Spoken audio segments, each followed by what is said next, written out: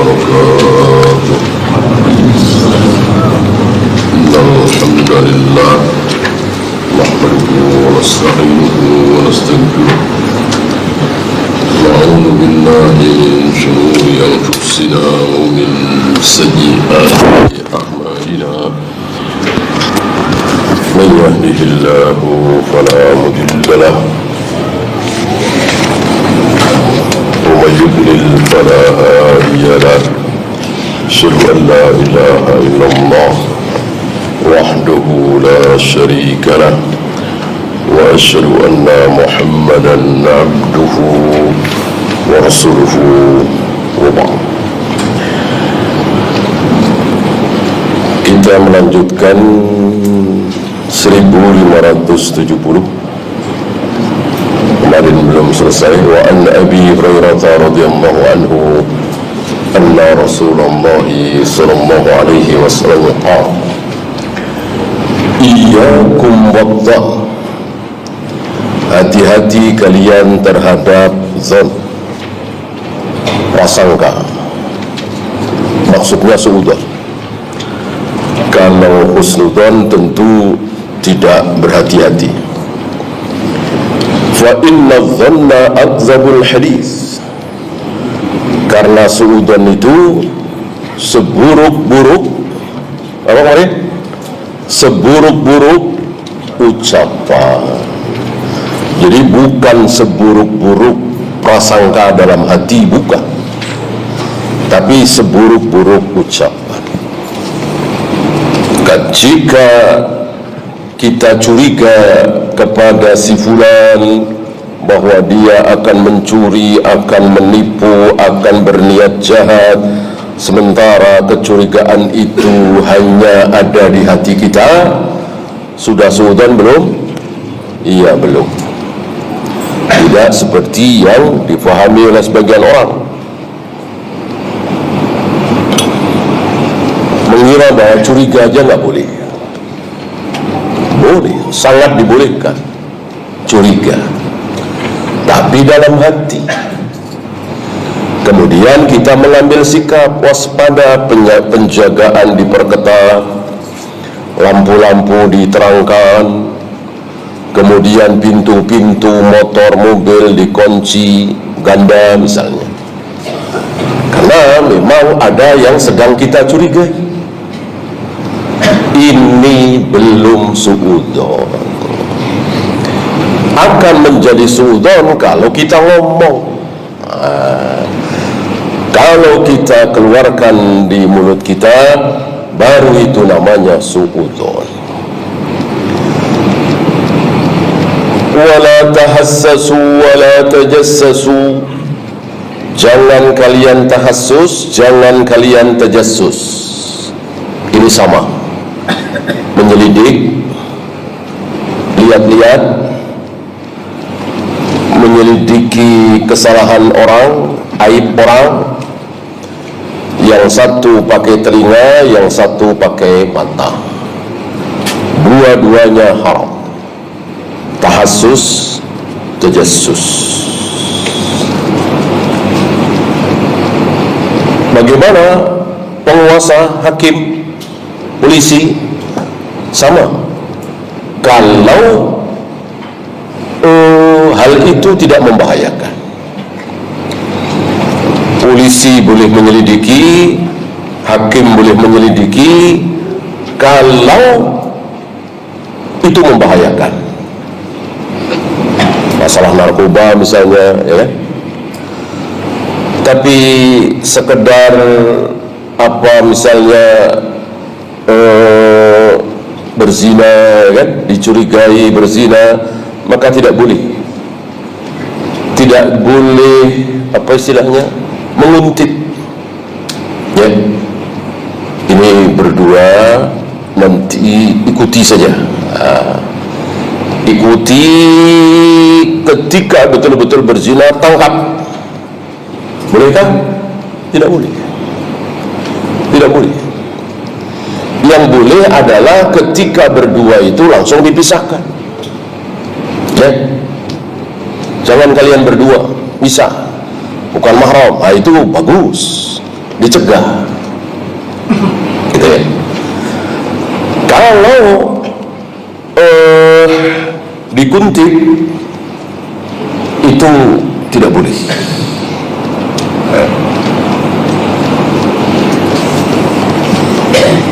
Dan ini tentu membiarkan orang berbuat maksiat, ketika sudah maksiat baru ditangkap.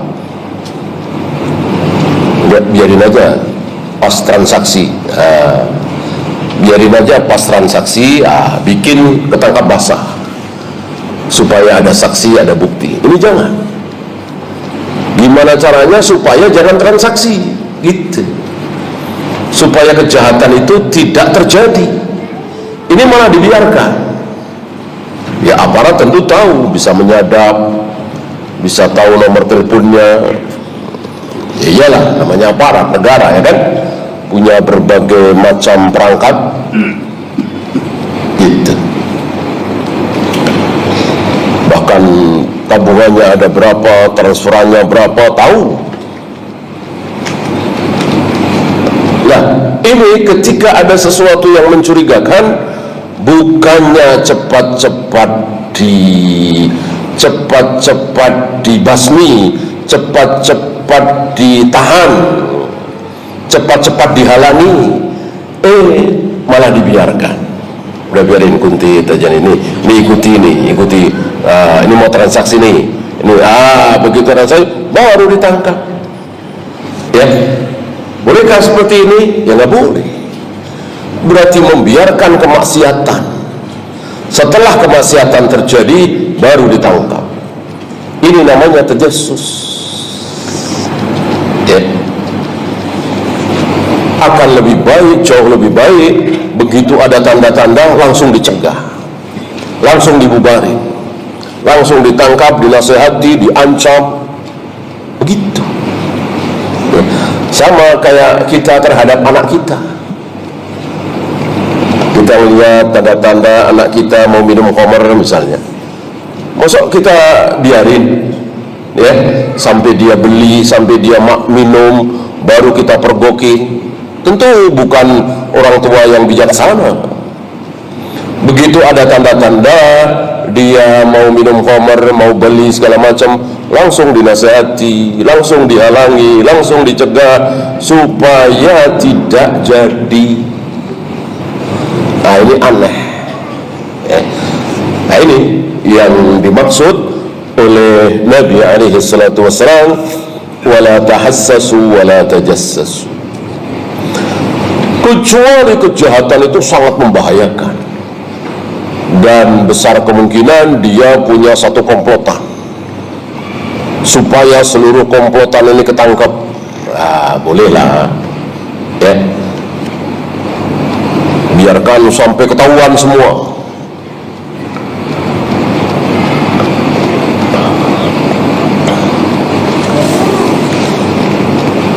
Wala tanafasu, jangan kalian tanafus. Tanafus ay ar-raghbatu fil infiradi bisyai'. Dia ingin mendapatkan itu seorang diri. Berarti egois, ya. Biar yang lain nggak dapat, saya saja yang dapat. Biarkan yang lain bangkrut, saya doang yang untung. Maka ditimbun, ya. Yang seperti ini haram, tidak boleh. Tanafus namanya. Banyak yang mentalnya seperti ini, bukannya bersaing, bagus-bagusan pelayanan, enak-enakan rasa, gitu. Tapi ini dibikin gimana caranya pedagang lain itu mati. Nah, cara-cara seperti ini sering kita dengar, ya. Bahkan sering kita saksikan tayangan, ya kan, di televisi. Ini baksonya, sapinya berapa persen? Sapinya paling 20%. Yang 80%, yang 80% apa? ini ada tikus, ada kucing gitu, ngobrol. Cuman matanya wajahnya diburumin gitu ya. Kemudian suaranya juga agak dibikin samar, tapi jelas ada teksnya ya. Ini kita curiga gitu ya. Kan berarti dia menemukan orang seperti itu, kenapa nggak lapor polisi, malah diwawancarai, malah ditayangkan di televisi, dibikin viral, bukannya langsung ditangkap, bikin bakso pakai tikus misalnya. Nah, ini kita jadi curiga apa? Jangan-jangan sengaja supaya masyarakat nonton semua lalu nggak mau beli bakso di pinggir jalan, maunya ke restoran-restoran gede. Kan jadi ada kecurigaan seperti itu ya, karena kan ya salah. Mestinya begitu tahu ya langsung ditangkap, ngapain diwawancarai, disebarkan lagi ya. Nah, ini cara-cara yang luar biasa, dan luar biasa. Ada aja itu muncul cara lagi, muncul modus lagi, tidak syak lagi itu dari syaitan, dari iblis, tidak syak lagi. Wala tahasadu, jangan saling hasad. Lumayan panjang lebar kita bahas tentang hasad. Wala tabaghadu, jangan saling membenci. Kemarin sudah kita bahas ada hal-hal yang membuat kita saling membenci. Apa? Tahu aib masing-masing.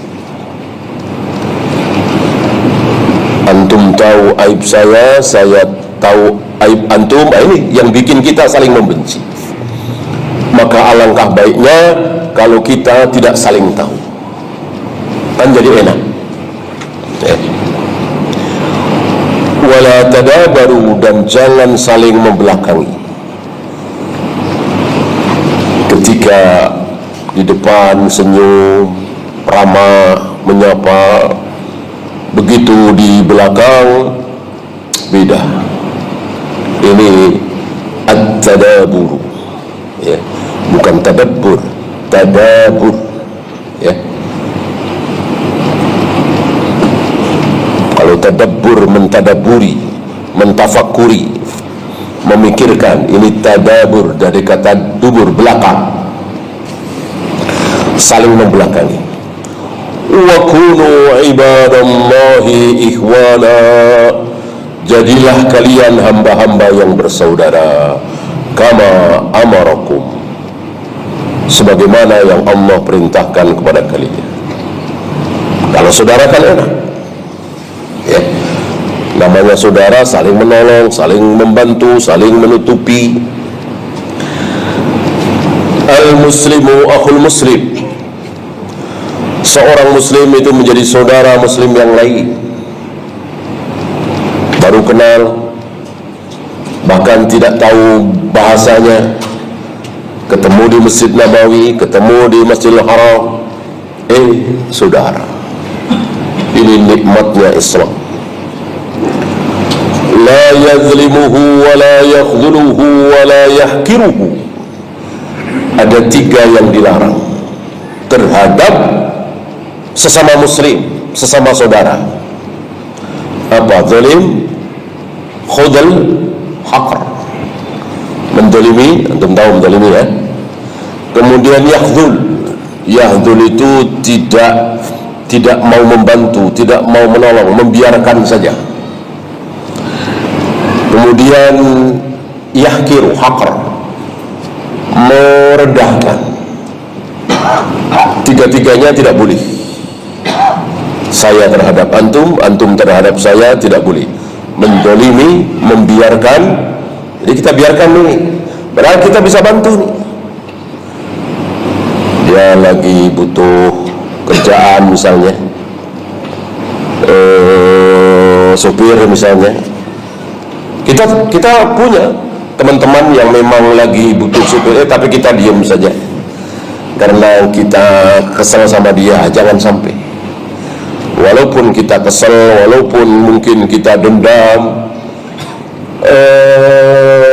bismillah ya, bantu, karena dia memang sedang nggak punya kerjaan, butuh pekerjaan, sementara ada teman-teman kita yang memang sedang nyari. Ini kalau melihat di sini berarti dosa kita, dosa ya. Kecuali kita nggak tahu ya, mau bantu gimana, kita nggak tahu. Akhirnya kita tahu, bukannya kita bantu malah kita diam saja. Ini al-khudhl. Satu lagi, wala yahkiruhu, jangan saling merendahkan.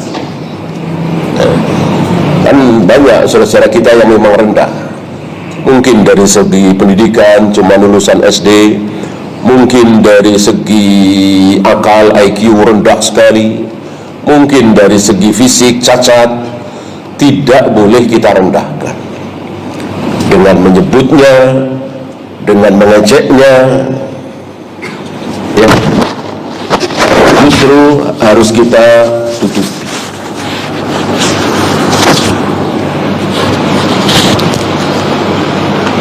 At-taqwa hahuna, at-taqwa hahuna. Takwa itu di sini, takwa itu di sini. Sambil Nabi menunjuk ke dada beliau, ke hati beliau. Takwa itu di sini, takwa itu di sini. Artinya ikhlas. Maka berapa banyak orang yang sholat, yang saum, yang jihad, yang umrah, yang haji, tapi tidak bertakwa. Kenapa? Karena tidak ikhlas. Maka dikatakan at-taqwa hahuna, at-taqwa hahuna. Takwa itu di sini, takwa itu di sini. Oleh karena itu, bolehkah kita bertakwa kepada Nabi? Bolehkah kita bertakwa kepada Rasulullah? Tentu tidak boleh. Bertakwa hanya kepada Allah.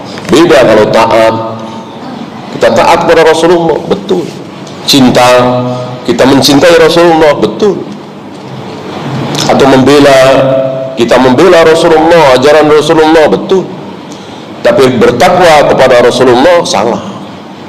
Karena takwa itu di hati. Tentu Nabi tidak tahu hati manusia, hanya Allah yang tahu.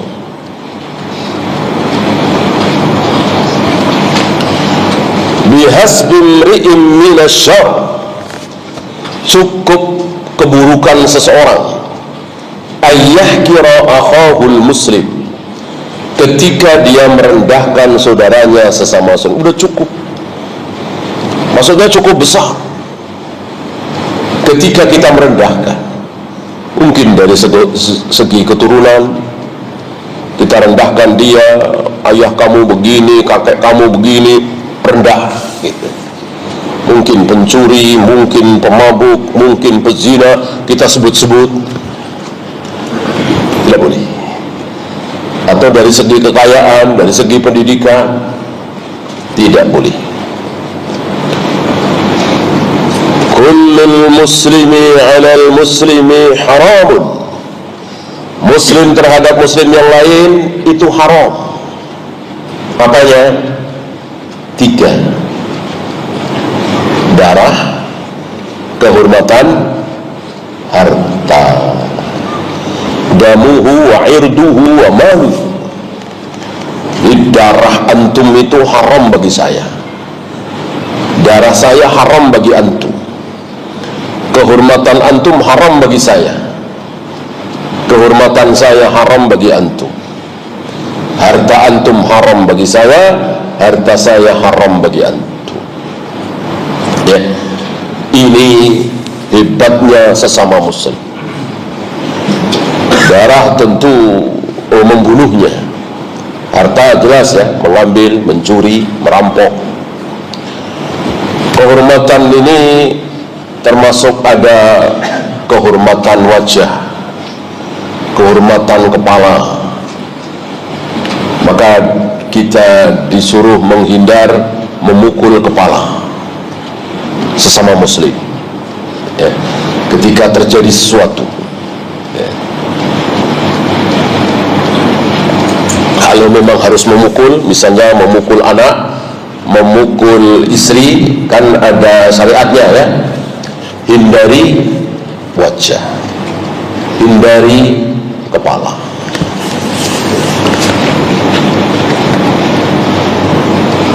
Innallaha la yanduru ila ajsamikum. Sungguh Allah tidak akan melihat jasad fisik, ya. Ini gagah apa krempeng, ini tinggi apa pendek, ini besar apa kecil, Allah nggak peduli. Artinya tidak pengaruh pahala dan dosa, tidak pengaruh dengan surga neraka. Mau besar, mau kecil, mau krempeng, mau gagah, mau tampan, mau jelek. Wala ila suarikum, rupa juga. Wajahnya seperti apa nggak peduli, ya. Nah, di hadis Imam Nawawi ini, di Riyadhus Shalihin ini terjadi tashif istilahnya, ya. Tashif itu dari kata sahif, ya. Apa istilah? Mungkin salah tulis, salah cetak, tapi fatal. Apa? Wala yanzuru ila a'malikum. Wah, ini fatal sekali. Allah juga tidak melihat amal kalian. Yang dilihat cuman hati. Wah, ini fatal, ya. Ini sangat-sangat fatal. Yang benar, amal kita dilihat oleh Allah apa tidak? Jelas, jelas. Hati jelas. Ini yang benar. Nah, terjadi tashif pada kitab beliau ini, kitab Imam Nawawi, ya. Dikritik oleh pensyarahnya Syekh Salim bin Aid Al-Hilali hafizahullah, bahwa ini kekeliruan. Beliau mengatakan tashifun qabihun, tashif kesalahan tulis yang fatal, yang buruk, yaitu wala ila suwarikum wa a'malikum, bahwa Allah tidak melihat rupa kalian, Allah juga tidak melihat amal kalian. Yang dilihat cuman hati.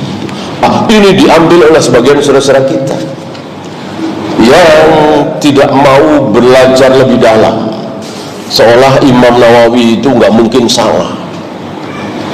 Itu termasuk hadis yang dulu sudah kita lewati ketika membahas tentang penguburan mayat. Ada sedikit tulisan dari beliau, dari Imam Nawawi, kalau setelah penguburan mayat itu langsung dibacakan Al-Quran di atas kubur itu bagus. Jika dikhatamkan lebih bagus. Wah, ini langsung diambil oleh saudara-saudara kita tanpa mempelajari lebih lanjut. Beda dengan Syekh Salih, manhaj salaf luar biasa ilmunya. Ngambil dari sini, ngambil dari sini, ngambil dari sini, sampai kepada satu kesimpulan bahwa sepertinya bukan beliau yang menulis, ya. Karena tentu Imam Nawawi tahu hadis-hadis tentang misalnya la taj'alu buyutakum maqabir, janganlah kalian menjadikan rumah-rumah kalian menjadi seperti kuburan. Agar rumah-rumah kalian tidak seperti kuburan, maka bacalah Al-Baqarah, bacalah Al-Quran di rumah kalian. Sebab kalau di rumah kalian tidak pernah dibacakan Al-Quran, jadi seperti kuburan. Karena kuburan di zaman Nabi, di zaman sahabat, di zaman tabi'in, tidak ada yang baca Al-Quran di kuburan, nggak ada. Walillahilham, manhaj salaf menafsirkan, mensyarahkan kitab-kitab para ulama itu dengan ilmu. Termasuk ini Syekh Salim mengkritik Imam Nawawi yang mengatakan Allah tidak melihat amal kalian, padahal yang benar melihat. Bagaimana kita sholat, bagaimana kita saum, bagaimana kita zikir, tentu dilihat oleh Allah. Dan hati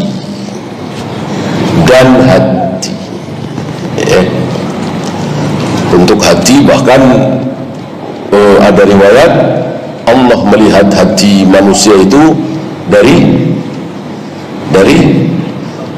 sebelum ada manusia. Ini luar biasa ya.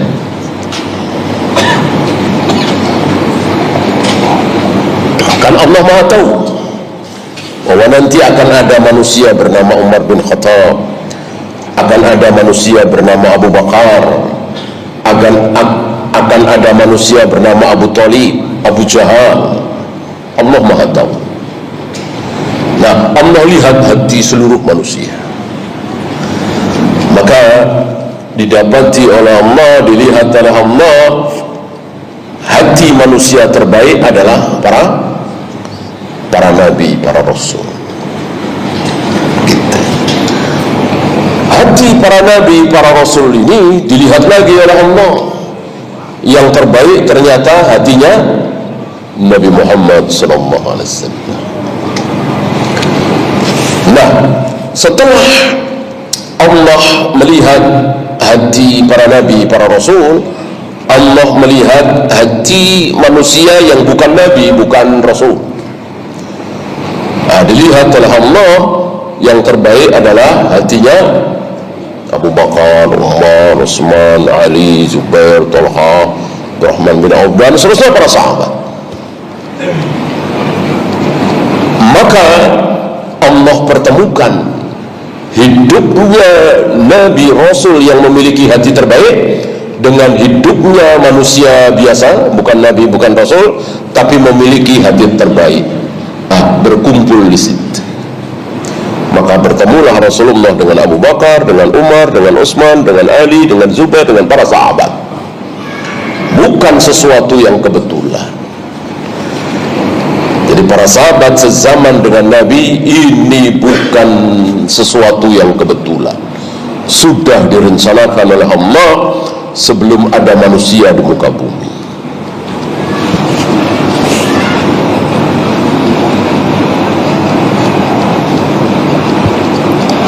Di riwayat lain, wala tahajaru wala yabi' ba'dukum ala bai'i ba'din.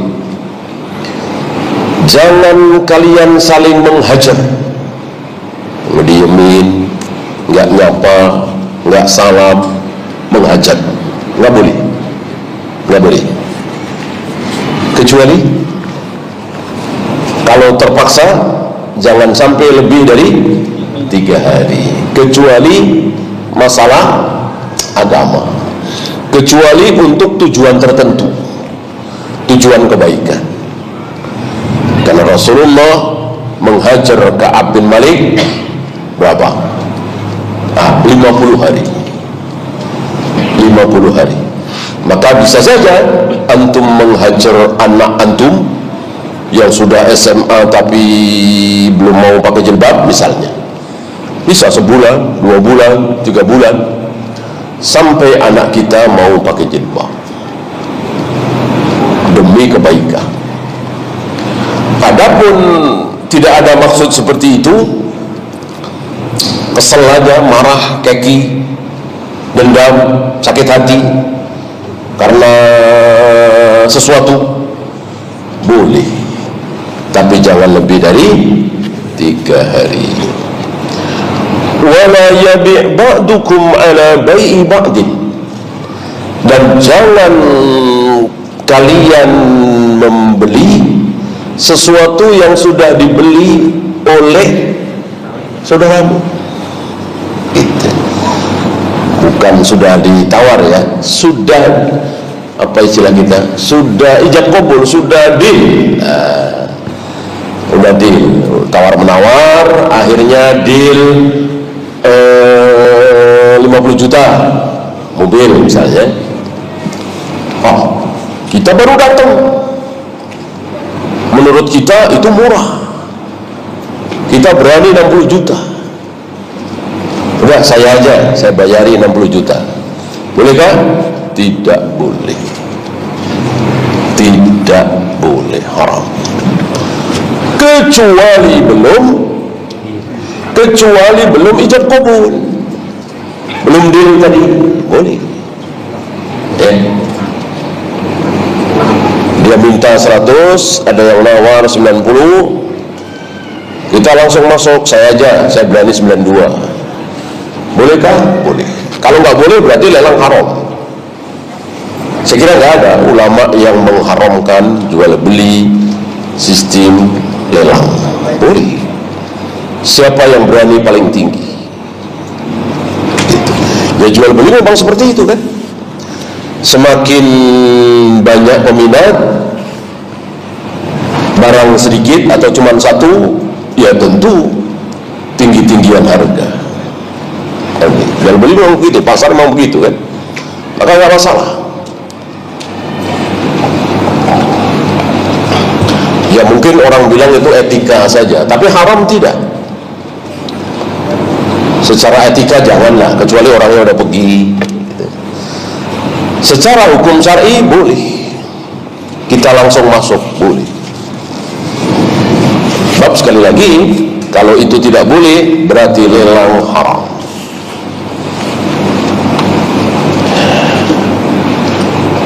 Ya, rawahu Muslim, Bukhari juga meriwayatkan fiqhul hadis, bayanu tarkil amali bidzan, menerangkan tentang tidak boleh beramal berdasarkan dzan. Ya, maksudnya menghukumi, bukan bersikap. Kalau bersikap boleh seperti tadi kan, karena kita mencurigai seseorang ini nggak dikenal, mundar-mandir di depan rumah kita, ngeliatin rumah kita, maka kita perkuat keamanan. Ini kan bersikap namanya, ya boleh. Boleh. Yang tidak boleh, alladzi tunatu bihil ahkam, menghukumi, ya, dan berbicara seperti tadi.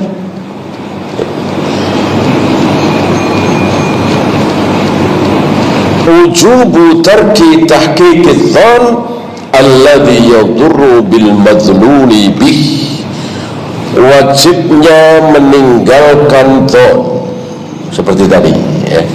Tidak boleh kemudian kita pastikan ada maling, ada orang jahat ya, bapak orang jahat dan seterusnya, jangan.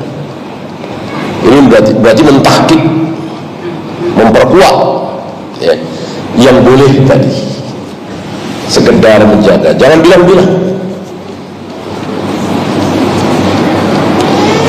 At-tahziru minadh-dhanni ala itlaqihi, peringatan jangan sampai kita suudzon secara mutlak. Maksudnya ucapan tadi, maka betul-betul kita jaga lisan kita, jangan mengucapkan apa-apa. Wa fihi bayanun anna adh-dhanna naw'un minal kadhib. Hadis di atas menerangkan bahwa dzan itu, suudzon itu bagian dari, termasuk dusta. Karena dusta, bohong itu punya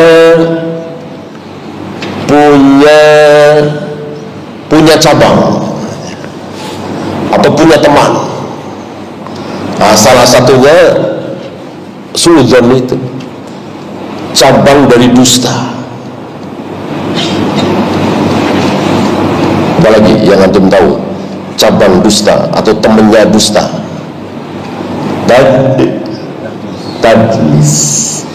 Tadlis ini temannya dusta, walaupun tidak bisa dikatakan dusta, tapi bagian dari dusta. Kalau kalau didengar sekilas tidak dusta. Ya. Alhamdulillah, sudah beberapa hari ini saya bisa bangun malam. Orang dengar bangun malam itu pikirannya apa? Iya, sholat tahajud. Nggak taunya maksud saya nonton bola misalnya, ya kan? Atau ada kerjaan apa? Dan saya ingin supaya orang-orang tahunya saya sholat malam, gitu. Adapun saya bangun malam, betul saya nggak dusta. Alhamdulillah, udah beberapa pekan ini saya bangun malam terus. Gitu. Nggak bohong, memang bangun malam jam 3, setengah 4. Tapi ya itu tadi, apa nonton bola, apa pokoknya bukan sholat malam. Ini tadlis. Ini tadlis. Maka dikatakan tadlis itu saudaranya dusta, bagian dari dusta. Nah, dalam ilmu hadis ini diperdalam sekali, diperdalam. Maka ada perawi hadis yang tidak menyebutkan binnya, itu tujuannya mentadlis. Itu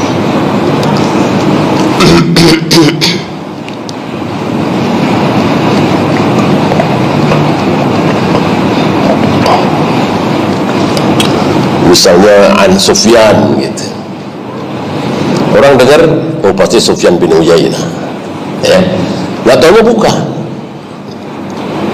gitu ya, supaya orang nggak tahu, supaya orang mengira bahwa ini Sufyan bin Uyainah. Ayo tadlis nih. Kalau ada yang kelakuannya seperti ini, ditandain, hati-hati. Dia apa istilahnya? Mudallis. Hati-hati, dia ini mudallis. Ini luar biasa ilmu hadis, ya. Walaupun jelas dia tidak bohong. Nah, banyak yang seperti itu sampai hari ini, terutama para pedagang, banyak begitu. Pakai sendiri nih Pak? Iya, pakai sendiri. Maksudnya saya nggak pernah pakai rame-rame, pakai sendiri, ya. Ini maksudnya, yang nanya kan maksudnya Bapak bukan pedagang kan, gitu.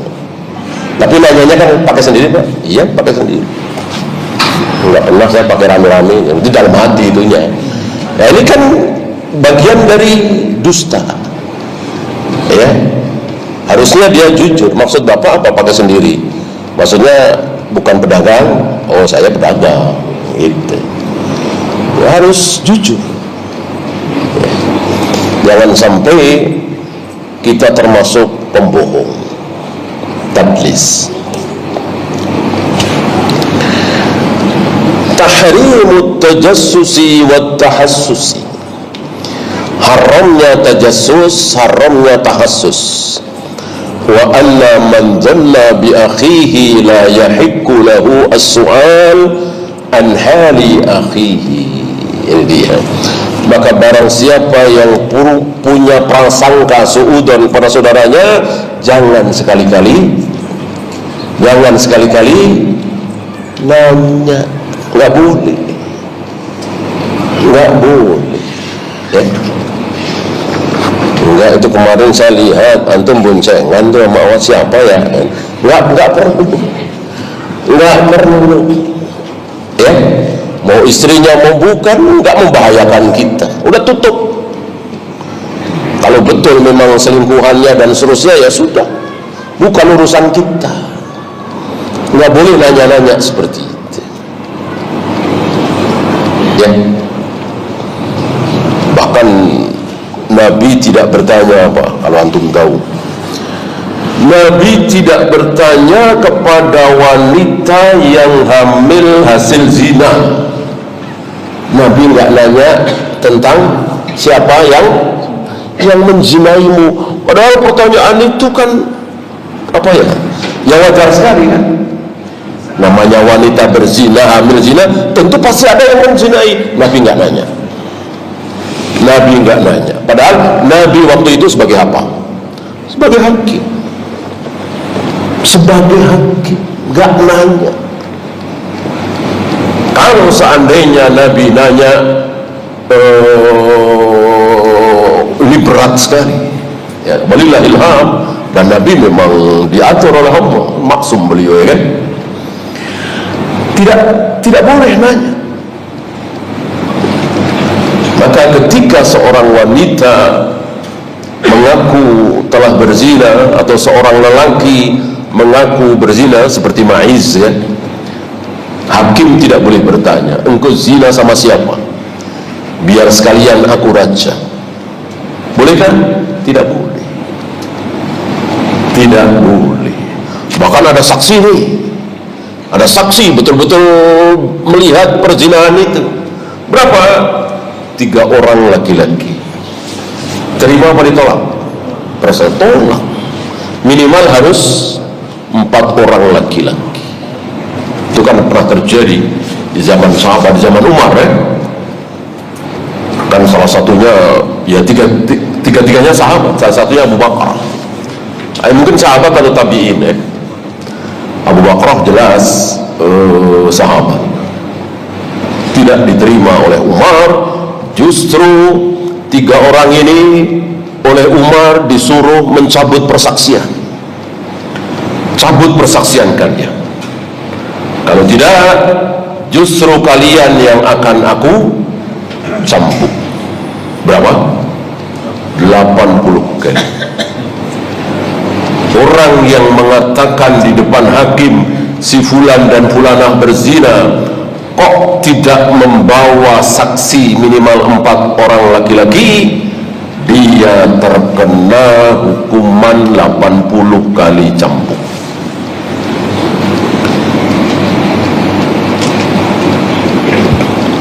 Yang 2 orang mencabut persaksian itu, nggak mau dicambuk 80 kali oleh Umar, kan?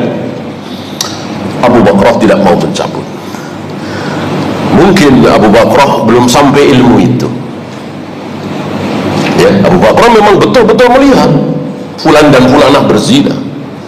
Bagaimana saya mau mencabut persaksian? Dan betul Abu Bakar dicambuk 80 kali. Ini luar biasa ketaatan Umar terhadap hukum. Walaupun tentu Umar secara hati, secara nurani pasti percaya Abu Bakar sahabiyun jalil,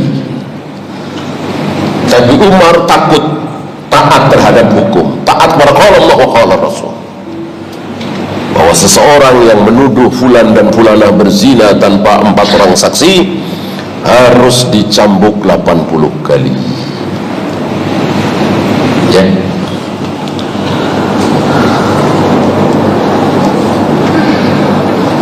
Tahrimuz zulmi fi jami'i anwa'ihi, haramnya zalim dalam segala hal dengan berbagai macam bentuk. Banyak sekali kezaliman itu, ya. Masalah nama, masalah fisik, masalah tanah, masalah uang, banyak sekali kezaliman itu. Semua bentuk kezaliman haram.